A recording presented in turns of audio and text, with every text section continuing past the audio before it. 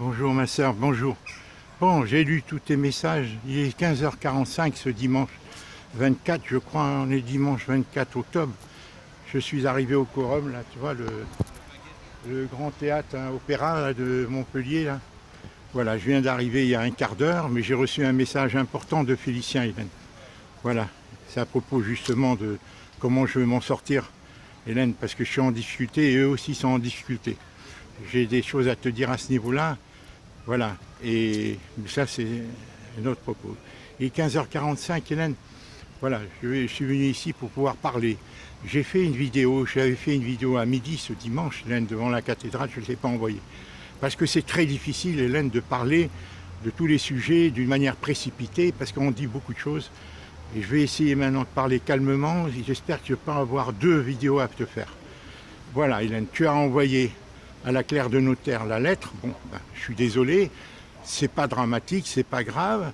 Il y a une confusion, il y a des problèmes entre nous de confiance, pas entre toi et moi, entre nous et les notaires, entre nous et la Francia, voilà. Maintenant, il y a les suspicions. Les gens, quand ils ne communiquent pas, c'est comme avec Félicien, j'ai des problèmes là de communication par rapport à l'aide qu'il m'apporte.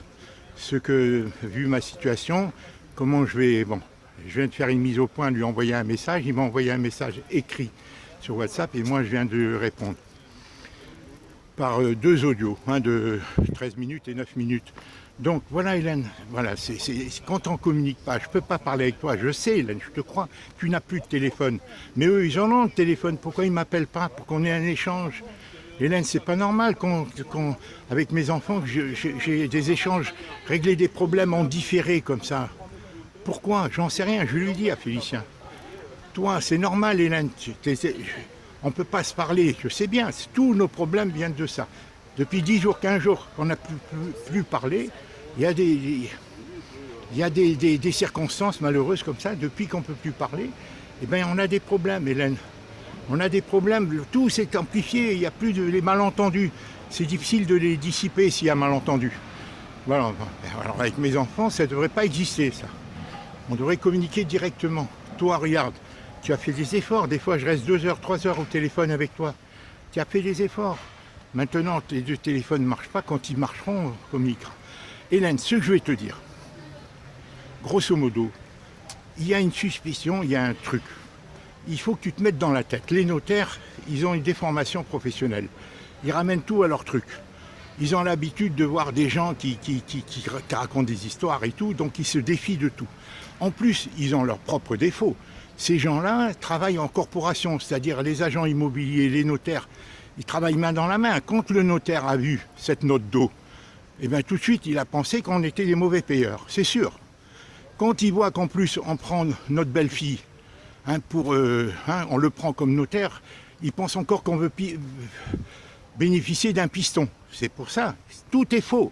Mais il raisonne comme ça, c'est une malformation professionnelle, c'est-à-dire des préjugés.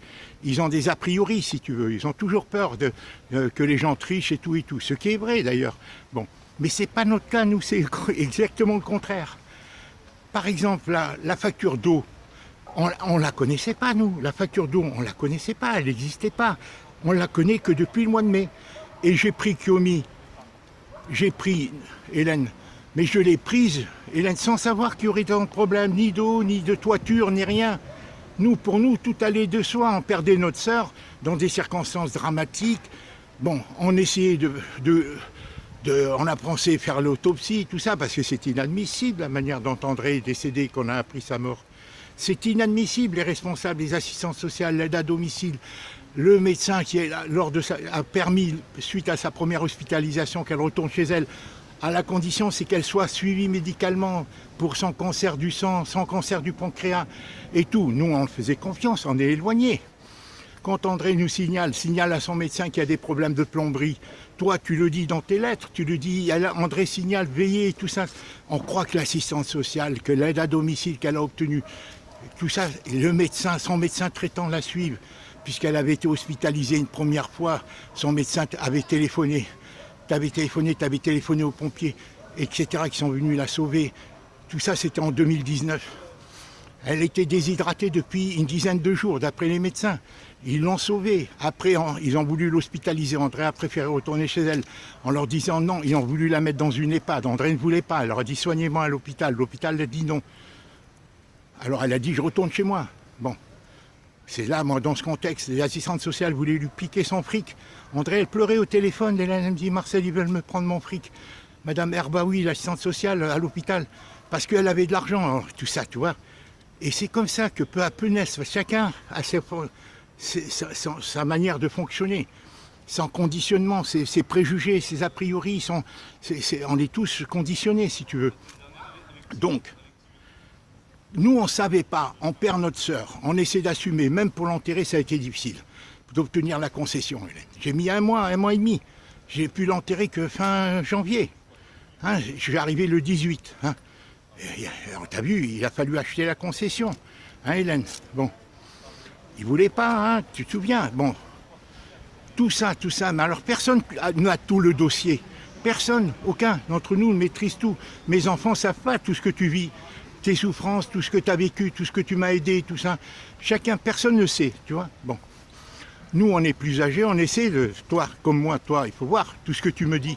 À propos de mes enfants, on ne leur demande pas et tout, laisse-les, ils ont leurs difficultés et tout. Mais eux, ils ne voient pas que nous, on a les nôtres aussi, tu vois, où ils les voient mal, où ils ne le voient pas tout à fait.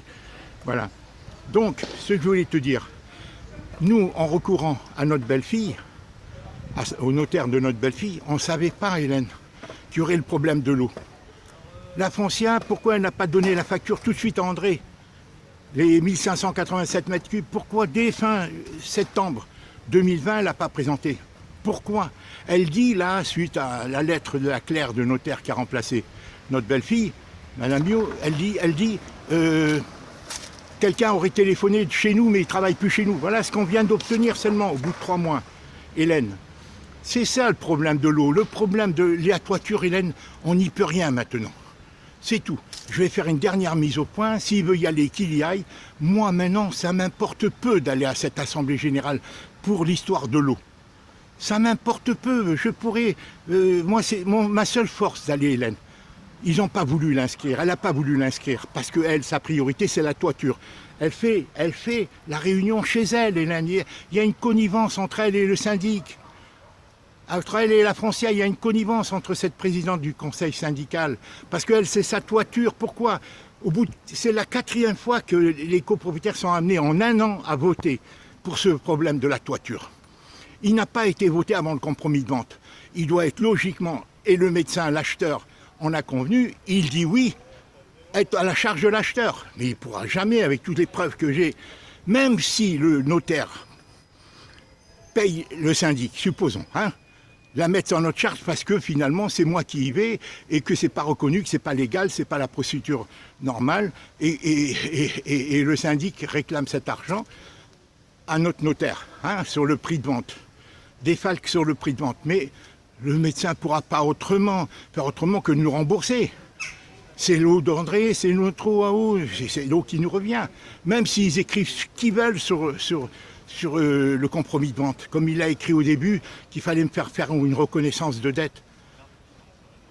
La gestionnaire de la foncière, le syndic, m'a dit elle-même que c'est notre notaire avec qui elle est tombée d'accord, mais notre notaire a accepté. Hélène, que parce qu'il a pensé qu'on voulait obtenir des faveurs et qu'on était des mauvais payeurs, alors que c'est tout le contraire. C'est ce que j'ai expliqué à Madame Mio, la clerc de notaire, jeudi ou vendredi dernier. C'est ce que j'ai expliqué. Et elle finit par obtenir ses relevés bancaires. Pourquoi on a mis 3 mois, pas les relevés bancaires, les relevés des compteurs? Quelques relevés. Elle ne veut pas affirmer par écrit que elle le dit, que la régie des eaux ne les a pas prévenus. Mais puisque la loi dit qu'il faut prévenir, c'est la loi de protection des consommateurs, dit qu'il faut prévenir immédiatement. André, si on l'avait prévenu dès septembre, nous tout de suite on a rangé. André aurait crié au secours, elle aurait dit ils veulent me prendre 5 000 € pour l'eau.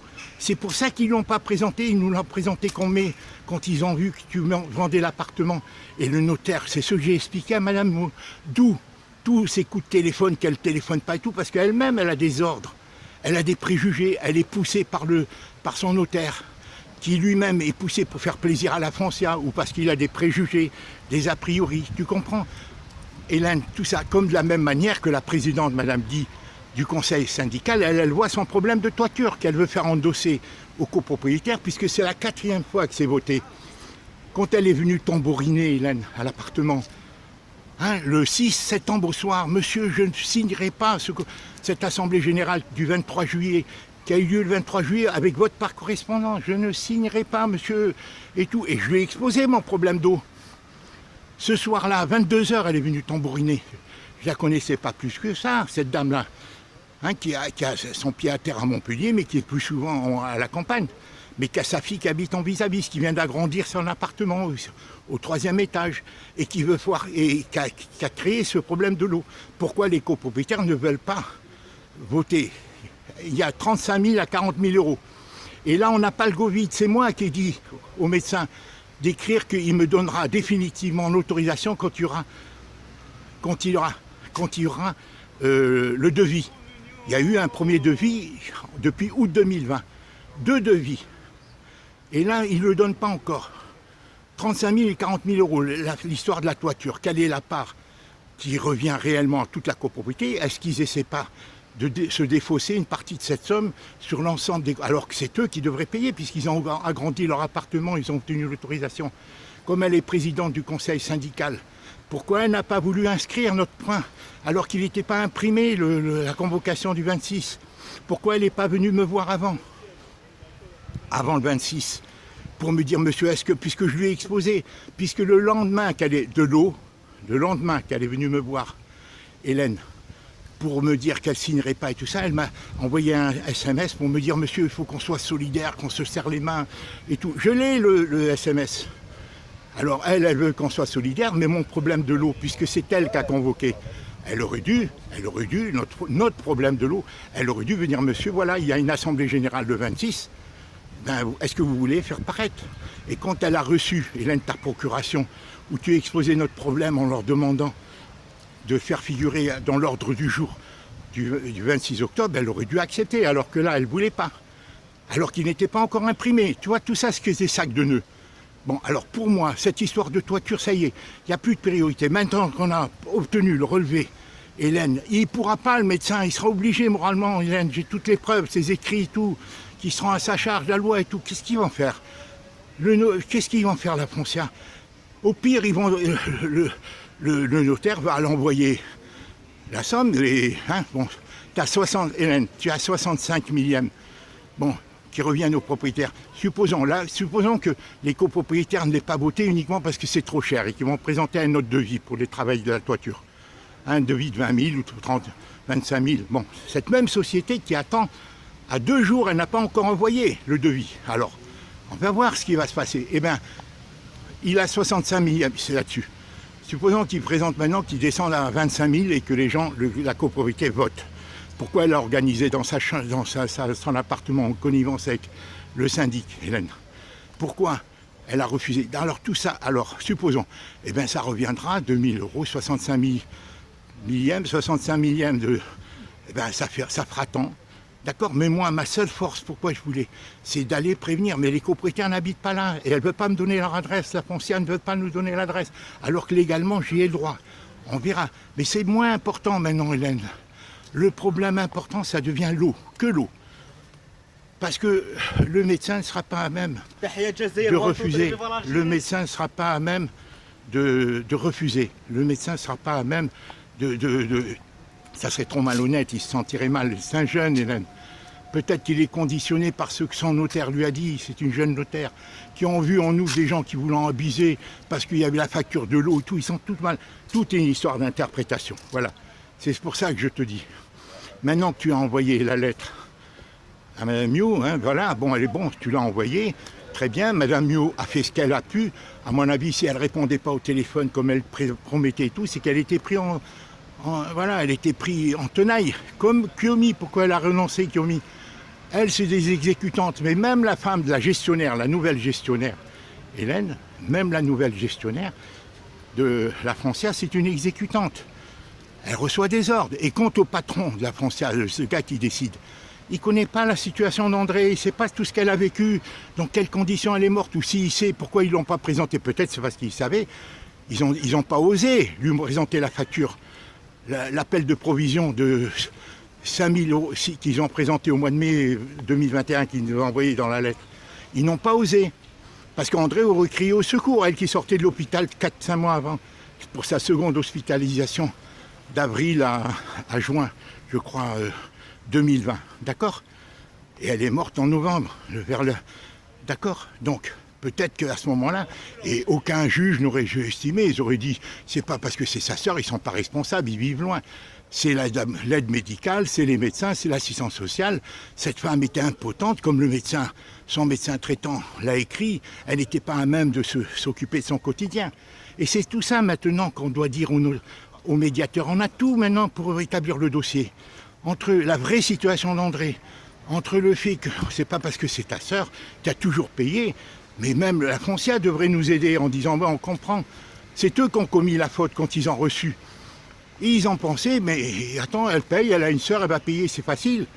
Non, même le médiateur, c'est ça le but de médiateur, c'est de pouvoir la faire de fond et dire, mais est-ce qu'il y a de la mauvaise foi quelque part? Et non, il y a une femme âgée, malade depuis 40 ans, qui ne tient pas toutes ses facultés parce qu'elle est sous médicaments depuis tant d'années. Il faut voir, Hélène, un sac plein de chez Carrefour, Hélène. Un sac plein de chez Carrefour de médicaments. Un sac à souffler, où André écrit scrupuleusement tout, prendre le soir, prendre si je veux t'envoyer la photo. L'almanach, Hélène, elle écrivait tout, André est méticuleuse.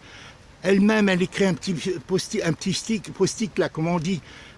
J'ai plus de mémoire, j'ai mal le matin, je suis fatigué. Je l'ai photographié, je l'ai trouvé, je vais te l'envoyer. Elle écrit, c'est émouvant, André. C'est émouvant tout ce qu'André a vécu, mais tout le monde a peur, personne n'est proche. Le notaire voit son... C'est ça, c'est la division du travail. Tu vois, le partage, la responsabilité, chacun voit son truc par rapport à sa science, par rapport à sa légitimité, ses préoccupations, ses préjugés, ses a priori, sa mauvaise foi, comme la Foncia. C'est ça le problème. Pourquoi ils ne veulent pas me recevoir? Pourquoi? Elle me dit des choses au téléphone. Monsieur, la régie des eaux nous a pas prévenus, elle n'a pas voulu l'écrire. C'est seulement maintenant qu'elle nous écrit ça. Je lui dis, mais écrivez-le. Devant la présidente, Hélène, du conseil syndical, qui descendait de l'escalier ensemble, je les ai coincés. Et c'est de là qu'elle a signé, elle a fini par signer. Mais tous ces trucs de mauvaise foi en disant il n'y a plus de notes, on n'a plus de syndicats, ça n'a pas été renouvelé, donc il faut faire un vote avec deux autres candidats, deux petites agences syndicales qui vont nous gérer mieux que la Foncia, qui est une grande agence et qui fait mal son boulot. Et là, il y a des fuites d'eau partout, je vais t'envoyer, tu verras dans cet immeuble. Même le mari de la présidente du conseil syndical, M. Guy me l'a dit le soir quand ils sont venus à 22h tambouriner le 6 septembre. Il me l'a dit, monsieur, il y a des fuites. C'est là que je lui ai exposé le problème d'André. Mais tout le monde s'en fout, tout le monde. Tout le monde a peur actuellement. On vit dans un contexte de peur avec le Covid et tout, voilà, de stress. Et c'est ça qui est difficile, tu vois. Et moi, toi, tu es là acculé, en train de faire ton maximum, essayer de comprendre. Tu m'aides, tu fais tout, et voilà. Et mon fils, je lui fais comprendre. Je vais lui envoyer les textes de tout ce que tu m'as envoyé. Je voulais pas, mais maintenant, je vais leur dire. Vous voyez pas ce qu'Hélène, elle vit. Hélène, depuis 4 ans, c'est elle qui m'aide. D'accord? Bon. D'accord, j'ai retrouvé ma sœur, c'est une grâce de Dieu, c'est la Providence, c'est elle qui fait tous les efforts. Vous m'avez fait venir, j'en suis reconnaissant. Mais maintenant, il faut garder son sang-froid. Il faut essayer de comprendre ce que les uns et les autres, on peut faire les uns pour les autres. Voilà, nous, on est sincères. La Foncia a fait des erreurs. Ce sont des exécutantes. La preuve, c'est celle qui précédait la nouvelle gestionnaire. Elle a voulu le faire porter sur tous les copropriétaires, mais ce n'est pas moi qui l'ai demandé, sur tous les copropriétaires, partager la somme. Ça figure, Hélène, dans l'Assemblée générale, la convocation de l'Assemblée générale du mois de juillet, du 23 juillet. En annexe 6, je te l'ai déjà dit, il y a marqué qu'il faut défalquer ceux que les créanciers, tout ça, parce que la Foncia ne veut pas assumer. Déduire des copropriétaires créanciers la somme que toi tu devais dessus, la faire répartir entre tout le monde, mais c'est pas moi qui l'ai demandé, c'est peut-être pour ça qu'elle s'est faite virer. Elle n'a pas démissionné, Madame Bernabé, elle s'est faite virer, j'en suis convaincu. J'en suis convaincu qu'elle s'est faite. Elle m'a écrit, t'as vu, je t'ai envoyé son mail, Et l'autre qui a pris, eh ben, l'autre, qu'est-ce qu'elle me dit? Elle me dit, vous voulez faire porter au copropriétaire la facture de votre soeur. Je lui dis, mais ça va pas la tête. Je ne savais même pas qu'elle avait une facture, je l'ai appris au mois de mai. Pourquoi vous l'avez fait valoir qu'au mois de mai? Mais elle, parce qu'elle est jeune, elle a peur, elle agit sur ordre. Et c'est pour ça qu'elle finit par me raccrocher au téléphone. C'est pour ça aussi que Madame Miot ne répond pas au téléphone. Elle me dit, je veux le téléphone, parce qu'elle est prise en étau, tu vois, entre le marteau et l'enclume, elle est prise. Hein, pourquoi? Parce que son notaire qui a ses préjugés, qui veut satisfaire la foncière par corporatisme, mais aussi parce qu'il a ses préjugés, en pensant qu'en s'adressant à notre belle-fille, pour qu'elle nous aide, qu'on voulait obtenir des faveurs, alors que nous, on ne savait rien. Tu vois comment des procédures, et toi, maintenant, tu as plus confiance à juste titre. Tu dis, pourquoi ils me disent il faut faire procuration sur procuration, c'est pas valable, et tout. Mais moi, je te dis maintenant, l'histoire de la toiture, on s'en fout. Jamais, je te dis, le médecin, même si la foncière, en mauvaise, mal renseignée, ou en toute mauvaise foi, ou par esprit vindicatif, parce qu'on la contre au niveau du problème de l'eau, hein, qu'elle veut te faire porter, qu'elle encaisse, même s'il la paye, le médecin ne pourra pas faire autrement, je te le dis, c'est pas possible. En plus de sa vidéo, il y a des enregistrements, il y a tout, quoi, il y a son écrit. Il sera obligé, moralement, c'est pas possible qu'il garde cet argent, de l'eau. Hélène, même s'ils ont marqué sur le contrat qu'on doit restituer si on obtient une restitution là, dans le compromis de vente, il y a écrit ça. Il y a écrit qu'on devrait restituer l'argent, mais ça n'a pas de valeur. Quand ils ont mis qu'on devait reconnaître la dette, tu te souviens dans le premier compromis de vente, je l'ai fait enlever à notre belle-fille. Et notre belle-fille, à ce moment-là, elle a compris qu'elle devait subir des pressions, tu comprends? Comme sa collègue, Émilie, doit subir des pressions. Hein, par le notaire, et maintenant peut-être qu'elle a obtenu, puisque la foncière au bout de 3 mois finit par me donner, Proxydro, au bout de 3 mois finit par me donner les relevés bancaires qu'on demandait, les relevés de compteur, elle ne donne pas tout. Bon, maintenant elle dit qu'il y a de la dépense au mois de janvier, premier semestre 2021, c'est faux. Sauf si l'agence Brisset ou l'agence foncière immobilier, hein, c'est pas la même, hein, Arnaud, hein, ont laissé couler la chasse, sinon c'est faux. Je veux refaire un test, je vais le filmer, Hélène. Je n'ai pas jeté ce réservoir de chasse et la chasse, l'ancienne. Je vais la mettre sur le siège où on s'assied, je vais la rebrancher et tu vas voir. En 1 minute, il y a 7 litres qu'elle remplit, 7-8 litres en 1 minute. Même à plein, mais ça fait un tel potin, Hélène, qu'André n'a pas pu vivre. Personne. Alors à moins qu'il ait utilisé pendant du mois de février, du 15 février au mois de juin quand je suis revenu, sans refermer le robinet. Mais c'est pas possible, Hélène. Sinon, ils sont responsables. Mais ça, et pourquoi? Mais même, ça change rien. Puisque c'est au mois de septembre qu'ils auraient dû dire. Et André se serait alerté quand elle. Pourquoi ils l'ont pas mis, pas plus qu'ils l'ont mis là en 2021? Ils t'envoient un appel. Et là, ils t'ont envoyé le 20 septembre, là, 2021, ils t'envoient la note à payer pour 2020, l'année de septembre 2020 à septembre 2021, suite au relevé que j'ai communiqué moi à Proxydro, les 393 €. Mais pourquoi ils ne l'ont pas marqué? Tu leur dis pertinemment dans ta procuration. Pourquoi vous ne l'avez pas écrit? Pourquoi ils n'ont pas écrit? Puisque Proxydro me dit, monsieur, on leur a demandé, parce que on leur a donné, quand vous nous l'avez donné, ils écrivaient sur leur carton, monsieur, donnez-les-nous, sinon on sera obligé. J'ai été les voir pour leur communiquer ce relevé de compteur. J'ai été les voir. Ils l'ont pris 393 € jusqu'au 19, 15 ou 19, mais eux ils marquent septembre, hein, parce qu'ils l'ont communiqué, ils m'ont dit, ils arrêtent leur compte le 31, monsieur. Si vous ne nous l'aviez pas donné, si vous ne le donnez pas, ben ça aurait été 1587 mètres cubes encore, de nouveau. Et parce que je leur ai donné 393, Hélène, bon, eh ben, mais ils auraient dû l'écrire. Et moi, sur tous ces 393 que je leur ai donnés, en tout, j'ai dépensé que 30 à 35 mètres cubes. J'ai les preuves, j'ai pris les photos à 1 mois d'écart, Hélène. Hein, j'ai pris les photos au mois d'août. À 1 mois, j'en avais pris au mois de juillet, j'en ai repris au mois d'août. Du compteur, hein, je les ai sur mon téléphone. C'est daté, les photos sont datées, d'accord? Donc, en tout, depuis que je suis, les 5-6 mois que j'ai passé ici, j'ai maximum 40 mètres cubes, en tout. Mais voilà, mais il a marqué que 393, parce que je les ai communiqués vers la mi-août. Mais ils n'ont pas écrit la foncière.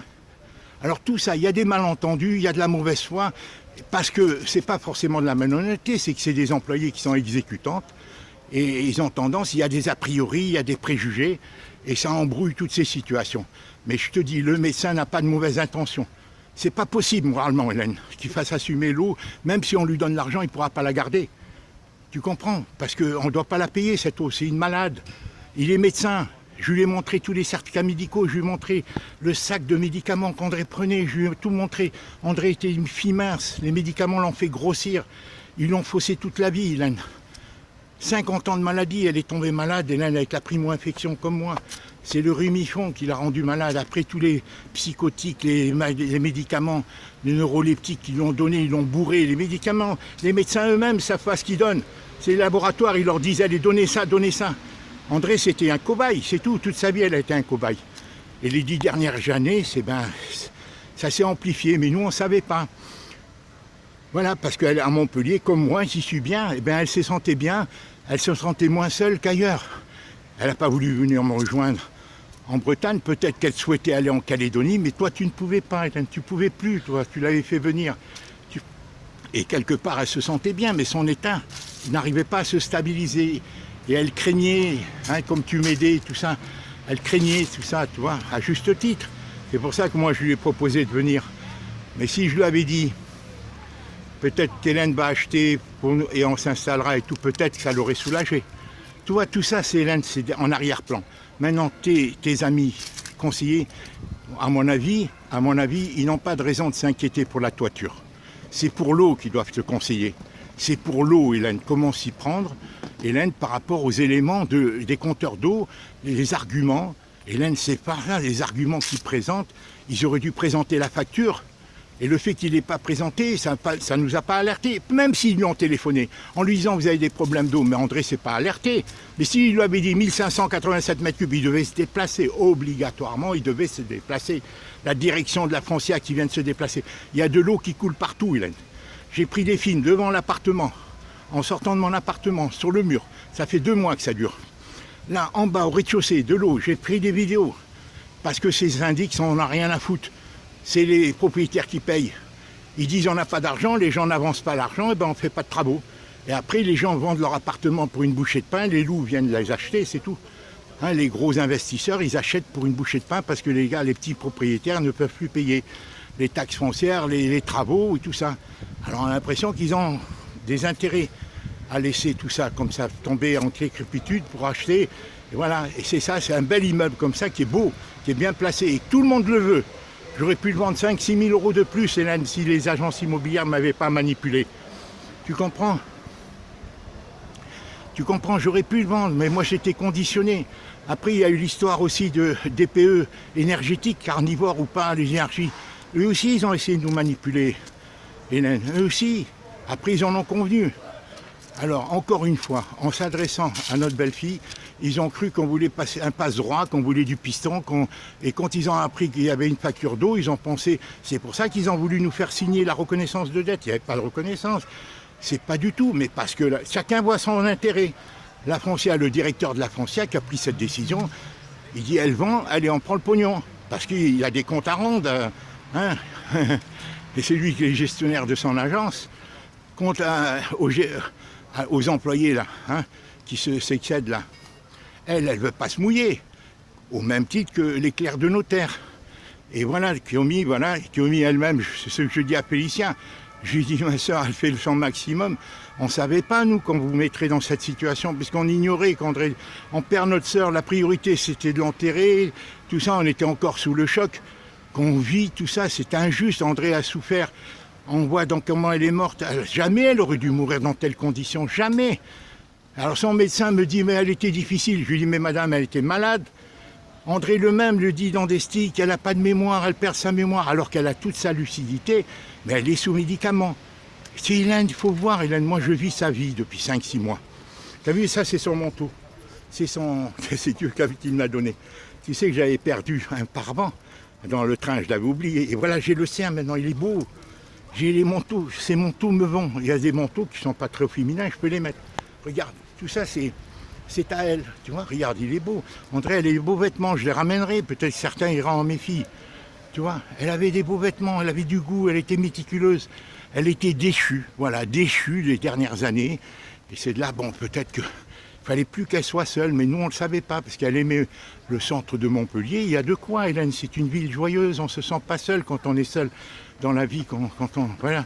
Ben, à Montpellier, dès que tu sors, il y a des spectacles dehors. Tu vois, elle avait ses habitudes, il y a le soleil en plus, tu vois. Moi-même, je le vis. Je vis sa vie, c'est pas un hasard, Hélène. Là, je dors sur son lit depuis maintenant 1 mois. J'ai décidé, au début, je n'osais pas, je préférais dormir dans le salon. Maintenant, je m'allonge et je mets la couette au-dessus de moi. Voilà, je dors sur son lit. Il est bien, son lit. Voilà, alors ne crains pas pour le... C'est pas l'affaire prioritaire, Hélène. La toiture, je pense pas. Il y a une affaire prioritaire où tu dois te faire aider. C'est comment procéder avec la Foncia. Pour l'eau. Les 6 000 € d'eau, parce qu'on sent que ça va faire 6 000 €. C'est ça la priorité. Maintenant, je m'en fous. Maintenant que j'aille ou pas, là, si lui veut y aller, je vais lui dire, allez-y. Allez, c'est lui. Je vais lui dire, sinon, écrivez-moi que vous ne pouvez pas y aller, et écrivez-moi. Dès demain, je vais aller le voir à son cabinet. Écrivez-moi que vous voulez que j'y aille, à votre place. Voilà, c'est tout. Hein. Écrivez-moi maintenant que vous voulez que je vote non.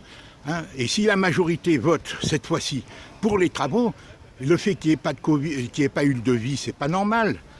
Hélène, 80% des copropriétaires n'habitent pas à Montpellier. Et c'est pour ça qu'ils n'ont pas voulu me donner la liste.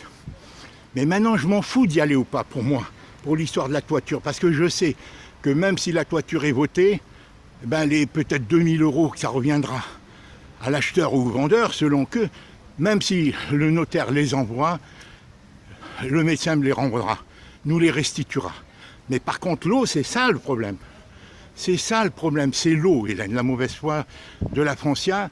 Et le notaire qui suit par solidarité corporatiste, parce que c'est les agences immobilières qui lui rapportent du fric, parce qu'il a pensé qu'on voulait se faire pistonner par notre belle-fille, alors qu'on ne savait pas même, je te dis, je te répète.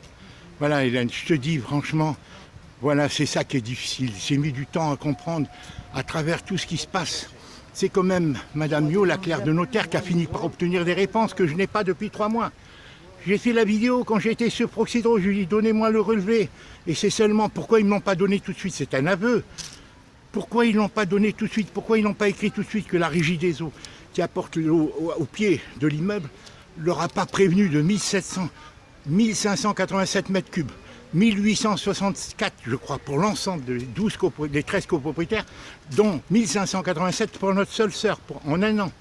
Et pourquoi ont-ils attendu? Ils ont rendu caduque la loi de protection des consommateurs de 2013, Westman, la loi Westman, à 2013, qui dit que le distributeur doit prévenir. Et si, alors ils disent on a téléphoné, mais c'est pas téléphoné. Mais c'est devant cette inondation 1587, on se déplace. Et là, on constate qu'on a affaire à une malade. Depuis 40 ans, ils la connaissent. Surtout la présidente du conseil syndical, qui est venue taponner à ma porte le 6 au soir, et qui n'a pas voulu me donner la liste, qui était toute nerveuse quand elle a reçu ta procuration, quand je suis allé chez elle. Je lui ai dit, veuillez me l'imprimer, je vous prie. Elle m'a dit non. Après, elle me l'a donné, elle m'a amené. Hein. Elle n'a pas voulu. Après, elle s'excuse dans son courriel du 13, hein, qu'elle m'a envoyé le 13 octobre. Elle dit, elle envoie à tout le monde, soi-disant, mais j'ai peut-être fait une erreur, mais dites-le moi si j'ai eu tort. Elle parlait certainement à moi, puisqu'elle n'a pas voulu inscrire à l'ordre du jour. Hein, cette présidente, parce qu'elle, sa priorité, c'est le toit. Alors, il y a une connivence. Alors, est-ce que le syndic n'a pas été renouvelé? Pourquoi d'un seul coup, la Foncia va figurer parmi les 3